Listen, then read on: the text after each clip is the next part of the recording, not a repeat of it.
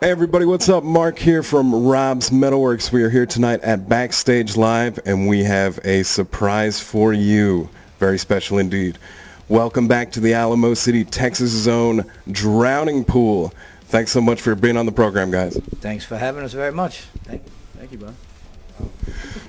Before we get into the new CD, Resilience, I think there are a couple fans out there who are getting acclimated with Drowning Pool again. Let's talk about the new singer, Jasen Moreno. How did Jasen come into fold? Jasen, we've actually known Jasen for quite a while. When we used to tour. We used to play Deep Ellum. Back even when Davey was first getting into the band, Jasen was in a band called Plastic Tongue. Yeah, and we used to share the same stages together. I don't know how we missed each other for so long, but when Ryan was finding the exit to the band, we quickly caught up with Jasen. We had toured together off and on throughout the years. Stevie even managed the band for a little bit. They went out on the road with us a few times. So it was a relationship that we had always had. And it seemed like just a no-brainer once we knew Ryan was, on his way out. So we just called up Jasen and worked together. What would you say that Jasen's brought to the band? Because I think a lot of fans would say that he's brought a new vigor, sound to the chemistry of the band. That's at least what a lot of fans think. Well, I mean, initially when you come to see the show, vigor, to use your word, yes, very much. The band is energized again. Towards the end there with Ryan, things were, we were just going through the motions. We could tell Ryan didn't want to be here, and therefore we didn't want him here anymore. So Jasen came in and just, reignited the whole thing. It's live again. But from a singer's perspective, if I may speak as a fan of a singer, he's brought a dynamic to the show that we were kind of pigeonholed before. We were in a box with the previous two singers. Jasen lends us back to what I would say earlier Drowning Pool, where Dave was able to kind of go across the board. He would scream, he would do the angry stuff, but he was very melodic and would sing. Jasen does the same thing. Jasen's a singer. He's not just rah, rah, rah, rah, rah, a grunt kind of a guy. We were in a box for a long time, very one-dimensional. And with Jasen now in the band, we can, the proof is in the stage set list. We could play a song from every album and cover it and kill it, and it sounds great and it feels great. And he brings Jasen to it. He was there growing up with us, in the Deep Ellum scene with Dave. He knows the outfit that was rounded by Dave when Dave was in it. Jasen brings his own style to it, but very much is a very respectful singer. Probably we haven't had one. Ryan knew Dave, but it's not like it is now. The vigor is definitely up there. The singing's way elevated than we've had in recent history. So it's killer. I ask him. Well, I would definitely say that fans would agree that there's just a completely new sense of energy, and it seems like the band's going in a completely new direction, and we love it here at the show. The new CD, Resilience, it came out about a year ago, and it really is a great cutting-edge rock record. In your opinion, what makes this release special? Well, for me personally, being my first, it's like my first CD. I'm super proud of it. It's a culmination of many years of staying on the grind. The new CD for Drowning Pool as a unit, I think the title speaks for itself. Resilience really says it all. Good Lord, look at what all this band has been through, and they'll be the first ones to tell you that they're never gonna go away. You can't get rid of these guys, So I think resilience and just, staying on that grind, working, it's evolution, It's kind of a personal question for you, with being kind of, the new guy to the band. Was it hard to adapt, or did you guys just mesh right away and just, because coming into a big name band like Drowning Pool, big shoes to fill, how was it when it first started off? I will say that the guys have been nothing but great with, working me in and being very understanding, and there wasn't a whole lot of you know, hazing or you know, constant critiquing. Or I mean, they've been really good. I think, you know, a lot of that comes from the prior relationship that we had. I mean, they've been through it, so they know, you know, what I'm about to experience. So they've been really good about, you know, steering me the right direction. I mean, so yeah, but I mean, it's been great. Now personally, the pressure that you speak of was mind-blowing. No one can prepare you for something like that. I mean, it's insane.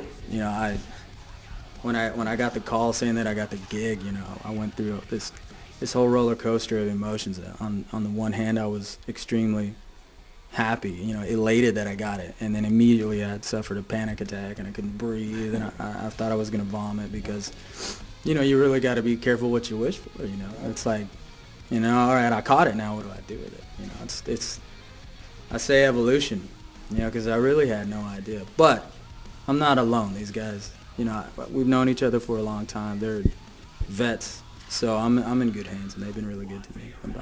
Yeah, you wouldn't be able to tell that it's your first album with the band just because how well you guys click and how well that it sounds. So that's great to, you know, to hear that. Speaks volumes to the guys, you know. I mean, that may be, but I don't want to sell Jasen short anything by any means on this.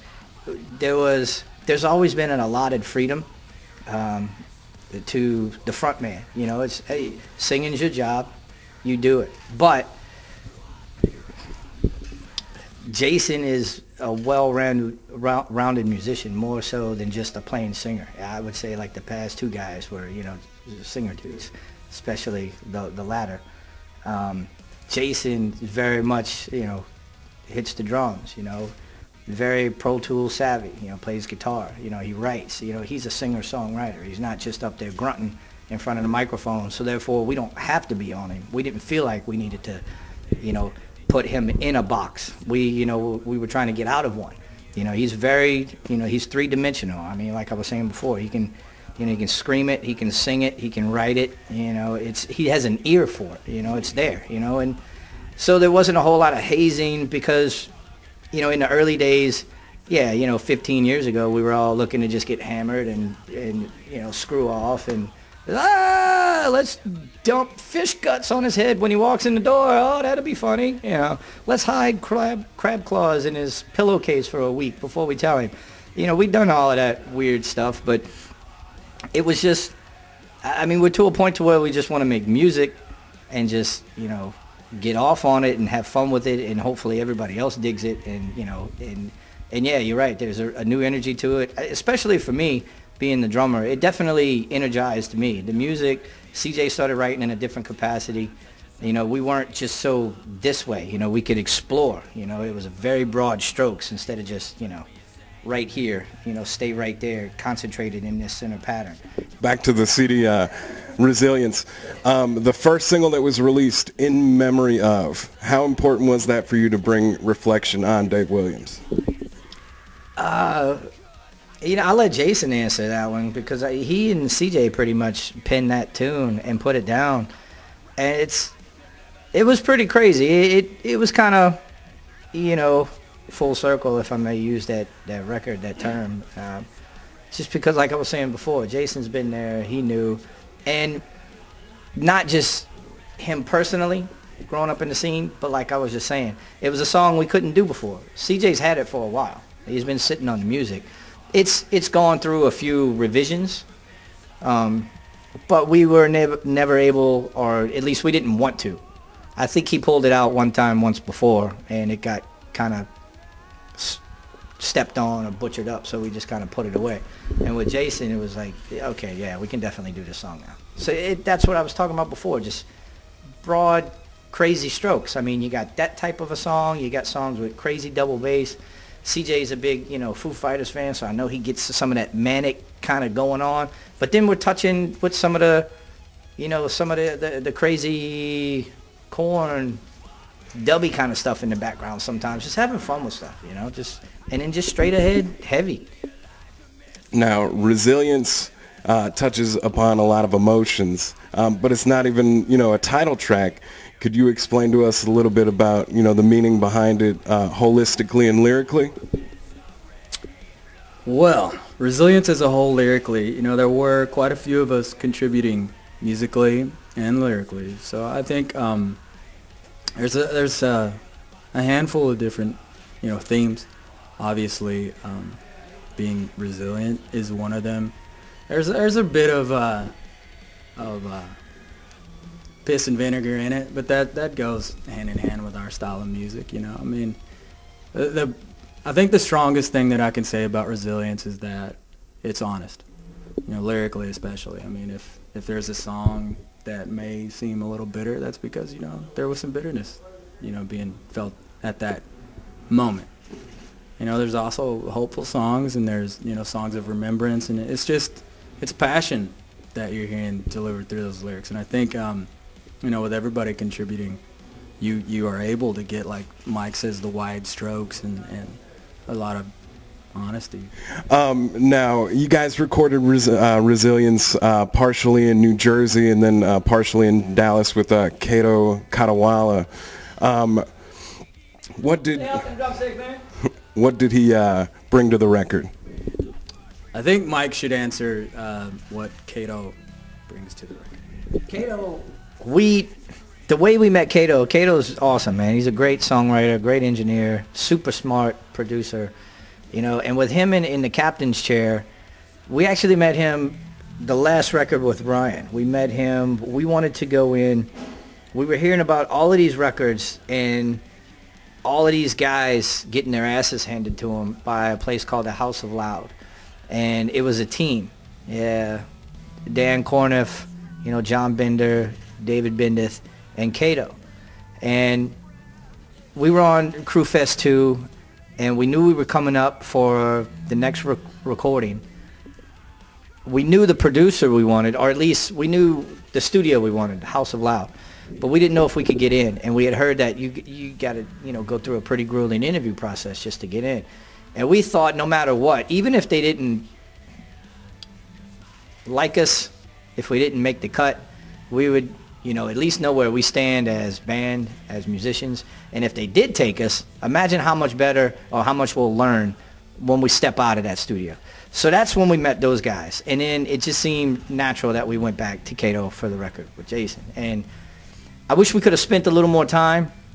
Those guys were, you know, splintering off and heading off into their own. I mean, they've all become, you know, master producers. Whereas before they were like, you know, this team. They're still all quite a team, but they've splintered off into their own studios as opposed to all being in-house. I wish we could have got that second record in-house situation like we did the one prior, because it was, I just wanted that much of an experience for it being Jasen's first record. So I wish we could have had a little bit more time, because it was very much a, hey, we only got this amount of time. Let's bang this record out and let's get it done. There wasn't a whole lot of, you know, kicking back and listening and going, man, that's awesome what you did right there. It was more like, that's awesome, right? Okay, let's move on. So, yeah, I would have, let me just be clear here so that it's, you know, that it's not misinterpreted or misconstrued. It was just because I remember what it was like to get handed, or not handed, to get what you've worked for all your life. When you hone your craft and you want to do it, you want it, and you sacrifice everything to get it. And when you finally get to walk into that studio, you don't want to leave it. You want to stay in there and soak it up and learn everything you can. You know, you just want to be a fly on the wall, not even for your session, but for other guys they may be working on.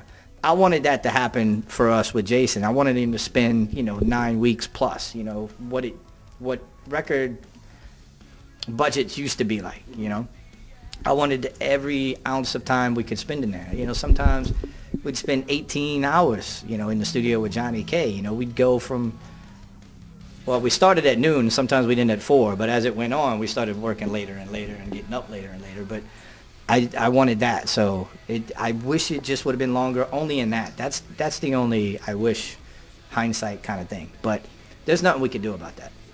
Well, one thing that I think is quite cool is the studio session DVD that's included with Resilience. Was that shot in Dallas or was that in New Jersey?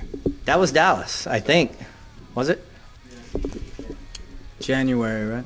Right. January. Oh, we did that we did those sessions in Dallas. January Sound is where we did Full Circle, and where we demoed. Yeah, some stuff. Well, while we're on the topics of videos, the third single, One Finger and a Fist, it's a cool video, really cool video. What do you like about making videos? What do I like about making videos? The finished product. I like seeing them when they're done.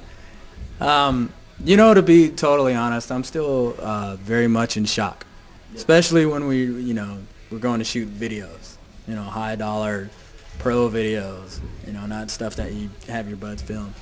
It's a lot of work, for a little, 3-minute, 4-minute video.